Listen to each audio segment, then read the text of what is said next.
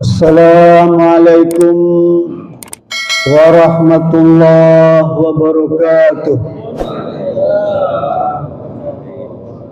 Bismillah, alhamdulillah, wassalatu ala rasulillah, wala hawla wala quwwata illa billah.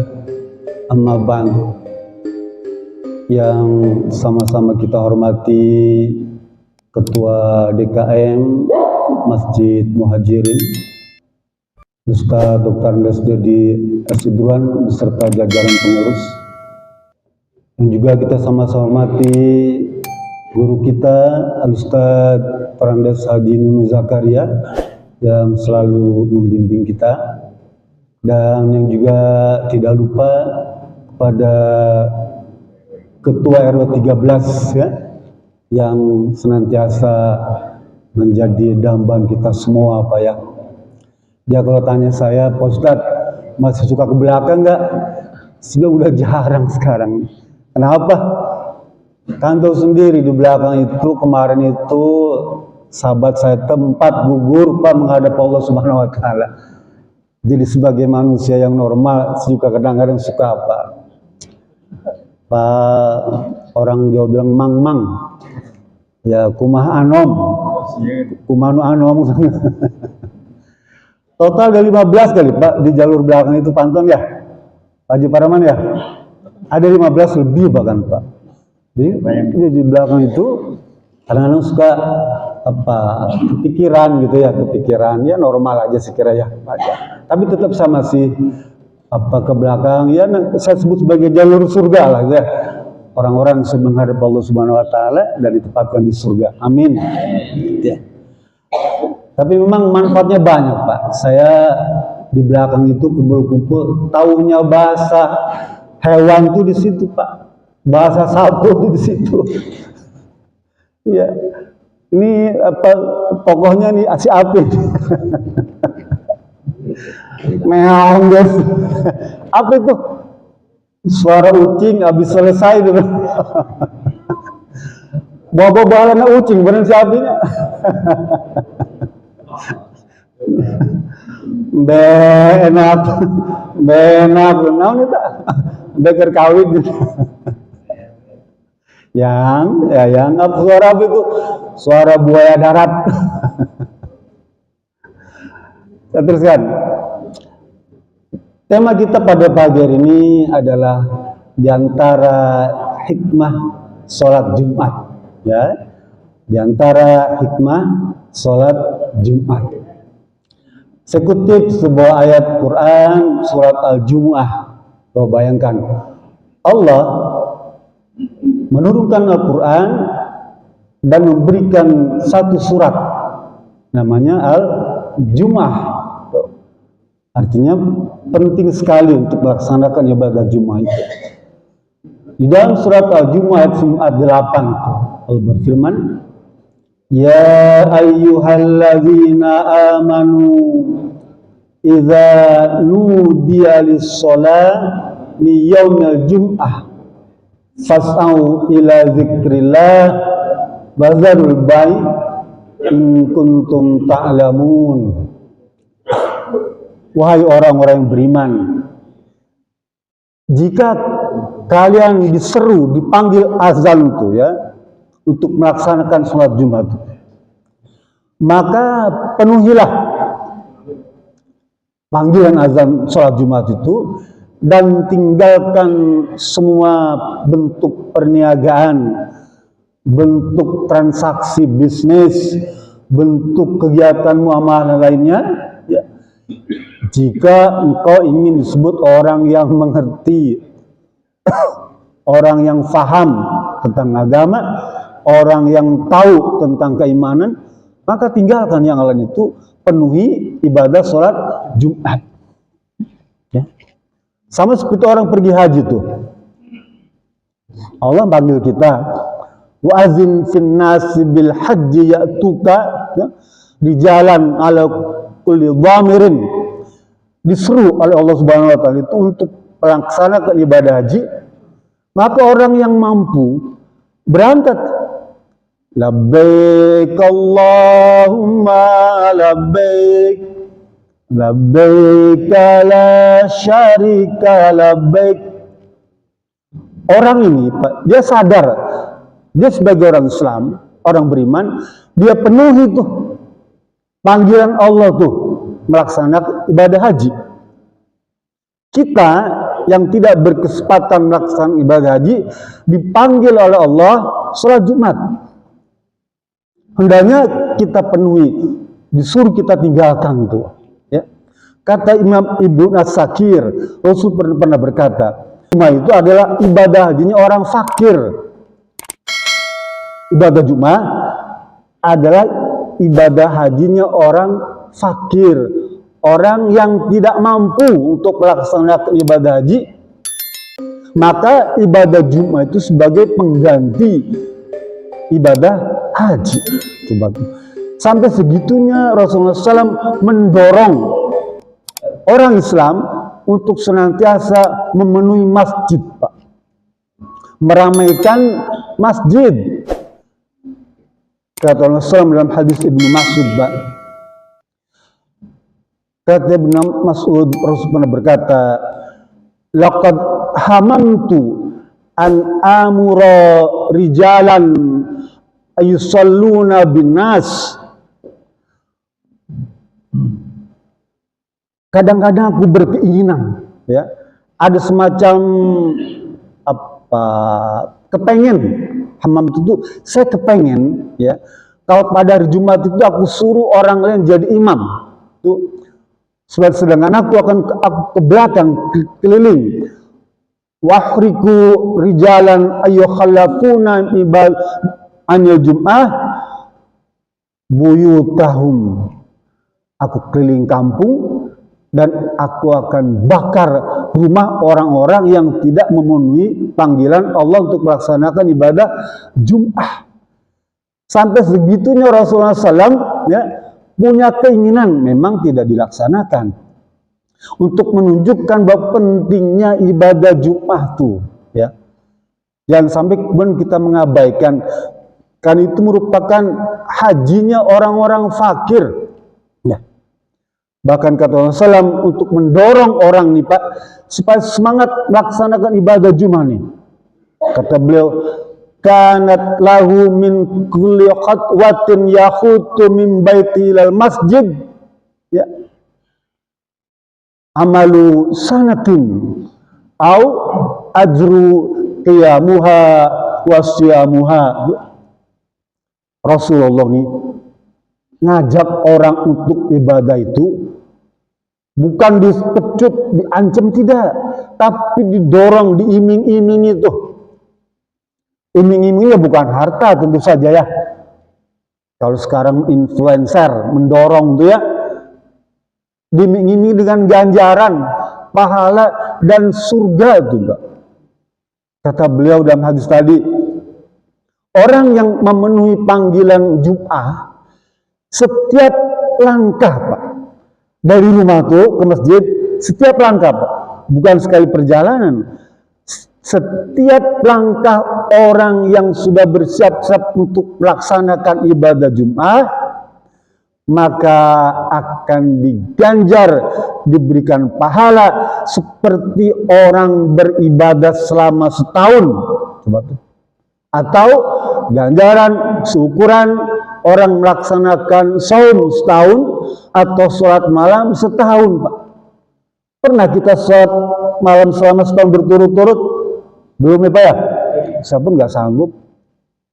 Atau saum setahun berturut-turut? Nggak sanggup, Pak. Ya. Ini setiap langkah dari rumah itu diganjar dengan amal ibadah selama setahun, atau ukurannya puasa selama setahun, atau sholat malam selama setahun. Berapa langkah dari rumah kita ke sini, Pak? Ada mungkin 200 langkah. Ada, Pak, ya? Dari rumah saya itu ke sini 200 meter, Pak. Kalau selangkah saya itu setengah meter, 400 langkah, kan? Itu kan 400 tahun, bayangkan tuh, Pak. Ganjaran yang Allah berikan kepada kita, ya, cuma sekedar melangkah dari rumah ke masjid untuk mengikuti panggilan Allah melaksanakan ibadah Jum'ah. Kurang apa coba tuh? Allah memberikan itu. Sampai kemudian kata Imam Bukhari dan Muslim, Pak. Ya. Pada setiap Jumat itu kata Rasulullah, "Idza kana yaumul Jum'ah." Semua saya bacakan hadis-hadis yang bisa dipertanggungjawabkan semua, Pak ya. "Idza kana yaumul Jum'ati inda kulli babin min abwabil masjid malaikatun yaktubuna nasa manzilatul awal fal awal." Tuh kata Rasulullah, setiap hari Jumat, ya, setiap hari Jumat, maka setiap pintu-pintu masjid, pintu-pintu masjid, Pak, kita ada pintu 2, 3 ke atas itu ya. Setiap pintu-pintu masjid akan disuruh malaikat berdiri di samping pintu itu. Rasul cerita nih, Pak. Allah suruh malaikat berdiri di pintu-pintu itu dan suruh mencatat orang yang datang masuk ke masjid itu untuk ibadah. Al-awal fal awal, bahkan manzilatahum awal fal awal. Malaikat akan mencatat sesuai dengan kedudukan yang datang siapa yang pertama tuh. Ya. Datang tuh malaikat tuh mencatat kita, Pak. Yang awal. Jadi yang pertama kali, ya. Begitu imam berdiri di mimbar, maka kita catatan amal malaikat itu ditutup, Pak. Jadi kalau kita datang terlambat nih, Pak, imam sudah berdiri itu, ya, kita nggak dicatat tuh, Pak, oleh malaikat pencatat tuh, Pak. Sayang. Padahal mencatat itu untuk catatan bahwa kata Rasulullah SAW, apa? Man tawadda'a bihsanil wudu yaumal jum'ah fatal masjid fastama wan sota illa ghufirallahu ma bainal jum'ati ilal jum'ati wa ziyadatu salasati ayyam. Kata Rasulullah, ya, siapa saja yang berwudu dengan wudu yang baik pada hari Jumat itu dan dia berangkat memenuhi panggilan Allah melaksanakan ibadah Jumat, lalu kemudian dia fastama mendengarkan wansota dan diam, datang ke masjid dan ngobrol hari Jumat ya, sayang Rasul suruh wansota, diam, ya, diam, niatkan iktikaf fi hadzal masjid sunnatan lillahi ta'ala. Saya niat untuk iktikaf di masjid ini dalam rangka mencari ridha Allah Subhanahu wa taala. Itu yang dimaksudkan hadis tadi, Pak. Wan sota, maka Allah wajib memaafkan, mengampuni dosa-dosa kita dari Jumat yang lalu dan Jumat yang hari ini. Dan Rasul bilang wa ziyadatu salah satu ayam, ditambah bonus 3 hari lagi tuh, ya, seminggu 1 Jumat itu 1 pekan, ya, Jumat ke Jumat masih ditambah lagi 3 hari sebagai bonus. Dosa kita diampuni semua, Pak, kecuali dosa besar, ya, itu membunuh tuh, ya, maka. Tapi dosa-dosa yang ringan-ringan gitu kan kita juga bukan ada yang pembunuh kan, ya, enggak. Jadi itu diampuni semua, Pak. Makanya sayang kalau kita sampai mengabaikan itu. Bahkan dalam hadis lain kata Imam Bukhari Muslim, man yaghtasala fi yaumil jum'ah ghusla janabah. Hadis ini sering dibacakan, Pak, ya. Sumaraha fi sa'atil ula fakanama qaraba bil idr, ya. Barang siapa yang mandi pada hari Jumat itu, mandinya kapan aja, pagi boleh, subuh, saya mandi di subuh tuh, ya, mandi. Bughuslil janabah, dengan mandi besar, bukan asal mandi besar, ya. Mandi junub tuh, Jumat nih Pak. Tuh, laki-laki ini disunahkan kita mandi junub tuh hari Jumat. Ada 4 tuh. Ya, ghusl janabah. 1 hari Jumat, 2 Idul Fitri, 3 Idul Adha, 4 hari raya Arafah. 4 ini Bapak boleh praktekkan tuh Pak. Oh, ini besar kan jalannya. Datang ke masjid pertama kali dicatat oleh malaikat pada waktu yang awal tuh masih saf pertama belum penuh, maka dia dianggap telah berkorban seperti orang berkorban dengan unta. Saf pertama tuh datang waktu awal, malaikat mencatat sama dengan orang kurban seekor unta. Pernah kita kurban dengan unta? Nggak pernah tuh. Soalnya nggak ada unta di sini kan. Hesanya ini. Iya, nggak ada unta. Tapi kalau kita datang Jumatan di awal waktu, maka diukur pahalanya seperti orang berkurban unta. 1 bukan sepertujuh Pak. 1 ekor. Bayangkan Pak. Gak mampu Pak. Unta merah itu sama dengan BMW seri 7 Pak. Harganya tuh. Luar biasa Pak. Faizaroha fi sa'ati tsaniyah, jika datang pada waktu yang kedua, ya, yang berikutnya tuh fakana maqarraba bil bakar. Dia seperti orang berkurban dengan seekor sapi. Kerbau, sama tuh. Kita pun nggak pernah korban seekor sapi, nggak mampu ukuran saya, ya. Seperti dia aja megap-megap, ya. Panitia 3,5 juta nggak mampu, gitu ya. Berat, ya, ukuran saya maksudnya gitu ya. Tapi dengan datang hari Jumat di awal waktu, seakan-akan telah berkurban seekor sapi, seekor, bukan seperti itu. Ya. Sampai waktu kelima tuh, ya, dia ukuran domba, ukuran ayam, seukuran telur. Kalau waktu yang kelima tuh, ya, faizaroha fa sa'ata khamisah fakana maqarraba bayda. Nah, seperti orang berkurban seekor telur, masih lumayan, ya, masih ada kurban kan ya. Nyumbang telur tuh kan kalorinya 100 ya. Ya, saya dikasih bubur sama dia Didi, kasih telur 1. Kalori 100 lumayan. Jadi betapa pentingnya tuh Pak, ya. Makanya saya kadang-kadang ada orang mengabaikan ibadah Jumat. Tuh, hari Jumat itu Pak, di Surabaya itu ya. Masya Allah, saya bilang ngeri juga nih, ya. Padahal Rasul berkata dalam hadis lain itu hakul muslim wajibun yaumul jum'ah, ya. Jadi Allah mewajibkan orang Islam itu untuk melaksanakan ibadah Jumat illa bi'arbatin, kecuali 4 golongan saja yang kita boleh nggak melaksanakan sholat Jumat. Siapa? Harus bilang abdun mamlukun, hamba sahaya, ya. Bahasa itu ya pembantu apa gitu. Yang kedua imra'atun, perempuan. Yang ketiga sobyun, anak kecil. Yang keempat maridun, orang sakit. 4 saja. Ada hadis lain yang masih diperdebatkan safarun, musafir. Ya. Musafir ini menjadi perdebatan di kalangan para ulama, apakah masih wajib sholat Jumat atau tidak.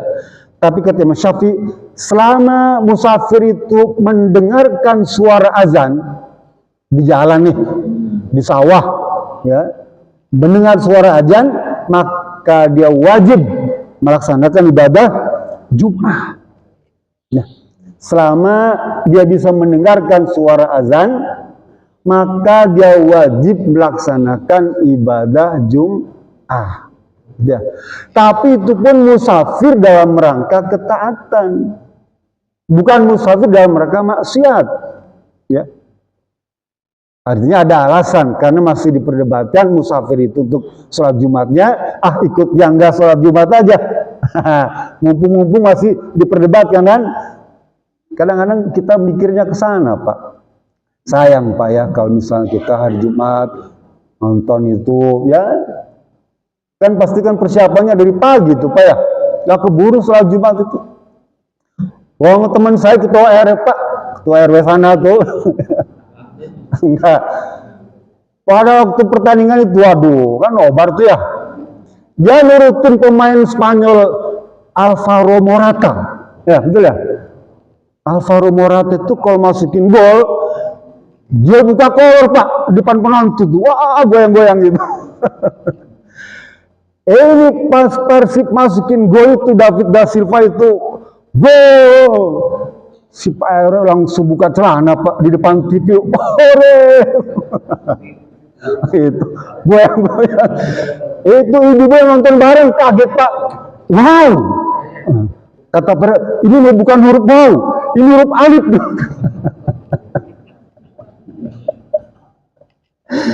Itu ada kucing di depan, langsung nyaplok, gorobok. Si Pak Rt teriak, Persib aing. Persib aing. RW sana bukan bahasa ini nih, enggak saya ceritakan. Dia orang bager apa namanya. Terus kan. Jadi pentingnya ibadah sholat Jumat, Pak.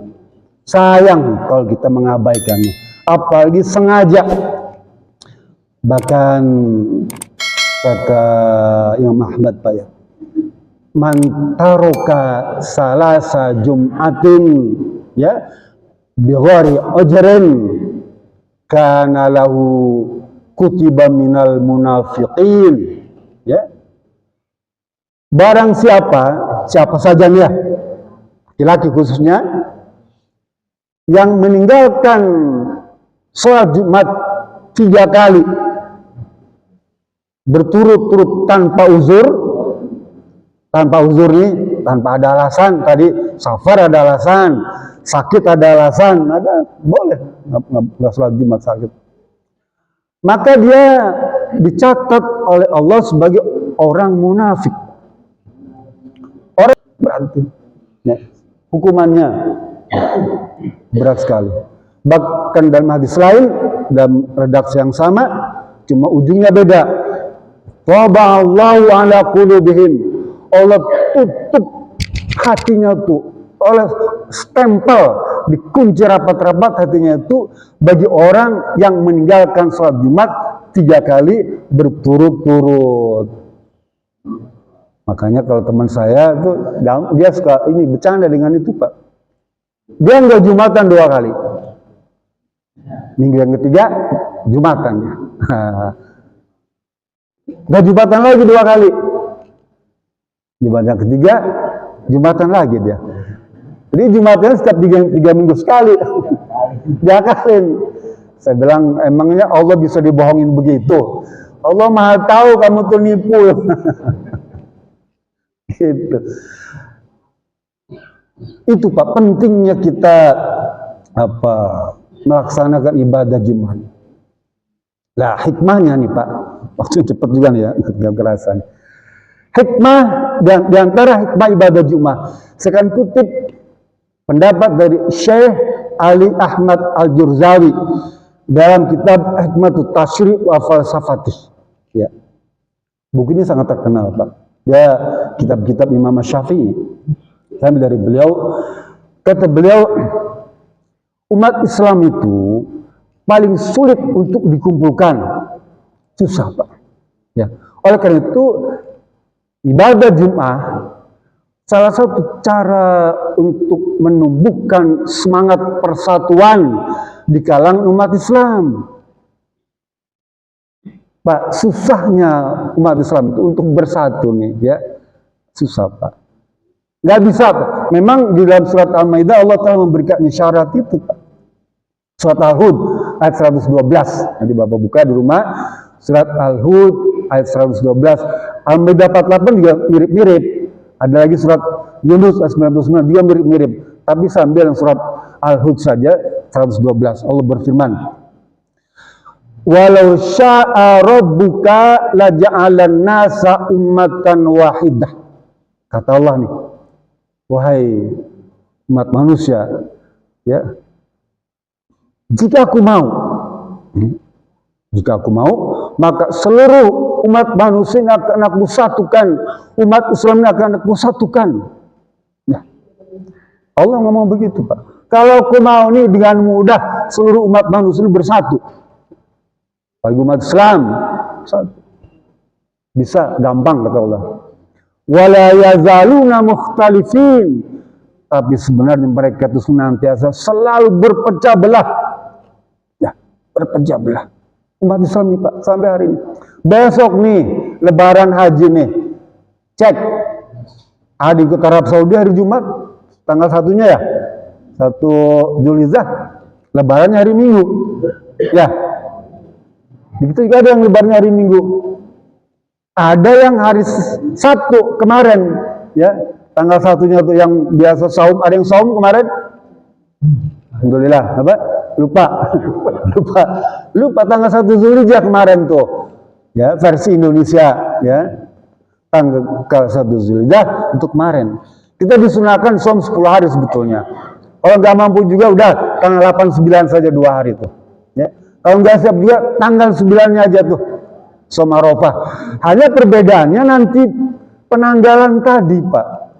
Nah, wukuf di Arafah itu terjadi pada hari Sabtu. Ya, tanggal 9 tuh. Wukuf di Arafah. Di kita tanggal 9 hari Minggu, hari Ahad ya. Ya. Di situ ada bentuk pendapat tuh. Jadi ada yang menyebutkan saum Arafah itu mengikuti jamaah haji yang sedang wukuf. Jadi pada hari Sabtu, ya. Saya kebetulan ikut yang itu, Pak. Pendapat saya ya. Saya ikut yang hari Sabtu. Wukuf karena saya saum mengikuti kegiatan wukuf. Tapi ada yang berpendapat nggak apa-apa ikut penanggalan, ya. Tanggal 9-nya saja. Boleh pada hari Minggu, silahkan. Ya. Ini perbedaan-perbedaan yang memang tadi Allah bilang mereka selalu berbeda pendapat. Selalu begitu. Ya. Jadi kalau Bapak misalnya mau saum Arafah tanggal 9 Zulhijjah versi Indonesia, hari Ahad. Ya. Saya kebetulan ikut kegiatan, saya tidak berpuasa karena tanggal 9, tapi saya berpuasa karena peristiwa wukuf. Kapan? Hari Sabtunya. Kalau di sini tanggal 8, di sana tanggal 9. Nanti Bapak cek lagi kalau saya keliru ya. Tapi yang saya dapatkan infonya seperti itu, Pak. Itu yang kata Allah Subhanahu wa taala, wala yazaluna mukhtalifun. Mereka itu senantiasa selalu berselisih. Umat Islam nih, Pak. Ya. Itu baru dari sisi penanggalan. Mataharinya sama, buminya sama, bulannya sama, tempatnya sama, bisa berbeda. Tuh, kan begitu ya. Umat Islam begitu memang. Susah. Makanya kata Syekh Ali Ahmad Al-Jurzawi, ibadah Jumat itu menjadi alat pemersatu. Ya. Setidaknya berkumpul pada hari Jumat itu. Setidaknya orang menganggap itu hari Jumat. Paham nggak ya? Bisa nggak berselisih? Katanya hari Kamis ini, hari Jumat. Gitu ya. Bisa begitu, Pak. Lawang pensiunan itu Pak lupa. Saya tanya, apa yang namanya? Enggak apa. Hari Ahad hari ini. Pensiunan itu gampang lupa. Nanti Bapak yang belum pensiun, rasakan. Rasakan bedanya tuh. Gampang lupa. Datanya, apalagi tanggal, hari aja lupa. Terjadian lupa, Pak. Ya. Nanti kalau udah pensiun bisa merasakan tuh. Hari aja lupa. Jadi yang pertama, ibadah Jumat itu sebagai sarana untuk pemersatu umat Islam di tingkat wilayah, ya, di tingkat daerah. Yang kedua, kata Syekh Ahmad Al-Jurzawi, adalah untuk forum silaturahmi. Kan kita kumpul ya. Saya kadang-kadang RT 5 nggak begitu hafal. Siapa saja warga RT 05 itu ada sekitar 50 kakak. Tapi kan nggak hafal semua, Pak. Paling hafal yang suka ke masjid atau yang suka ngundang saya ceramah. Atau saya hafal. Nah, gitu ya. Ingat saya yang suka ngundang saya ceramah, RT 5 si Fulan. RT 7 juga begitu sama. Nggak hafal. Tapi yang sering ke masjid, hafal. Itu maknanya silaturahmi. Pare dalam waktu dekat akan mengumpulkan seluruh warga. Mayunan Agustus parenya mau dikumpulkan seluruh warga nih. Boleh juga suruh berbaris tuh PBB tuh ya. Tapi jangan baris-baris pakai seragam, nanti anggaran tambah lagi. Pokoknya boleh pakai apa aja, kumpul Nah gitu ya, kita bikin apa upacara bendara kayak boleh alasannya, tapi seluruh warga kumpulin tuh supaya kita kenal. Itu namanya silaturahmi. Nah ibadah Jumat juga maksudnya itu Pak, supaya kumpul tuh seluruh warga tuh, ya terutama yang laki-laki, terutama yang sudah balik. Dan yang ketiga, kata beliau, dalam rangka membangun ukhuwah Islamiyah. Nah, ukhuwah Islam ini harus dibangun Pak. Dia tidak bisa diciptakan begitu saja. Ujung ayat tadi surat Al-Hud ya, bahwa umat Islam ada kecenderungan untuk berpecah belah. Kata Allah, illa man rahima rabbi, kecuali yang dirahmati oleh Allah Subhanahu wa taala. Siapa di antaranya? Kita nih Pak, yang sering datang ke masjid itu ada orang yang senantiasa dirahmati Allah Subhanahu wa taala. Dan kita kan masuk masjid lalu pintu, Allahumma ftahli abwaaba rahmatik, ya Allah bukakanlah, berikanlah kepadaku pintu-pintu rahmat. Artinya apa? Kita ini semua orang yang dirahmati Allah dan tidak akan berpecah belah, tidak akan berselisih, tidak akan berbeda pendapat, ikut apa yang dikatakan pemimpin, imam, tokoh yang ada di kampung kita. Semoga saja, saya ambil 3 aja, banyak sebetulnya tapi panjang waktunya. 3 aja. 1, untuk dalam rangka membangun persatuan. Yang kedua, dalam rangka silaturahmi. Dan yang ketiga, membangun ukhuwah Islamiyah. Ini saja nih kalau bisa dilaksanakan dengan baik, Allah kucurkan rahmat sebanyak-banyaknya. Amin. Itu saja yang bisa saya sampaikan. Lebih kurang mohon maaf. Fattaqullaha mastata'tum walafu minkum billahi bisabilillah. Assalamualaikum warahmatullahi wabarakatuh.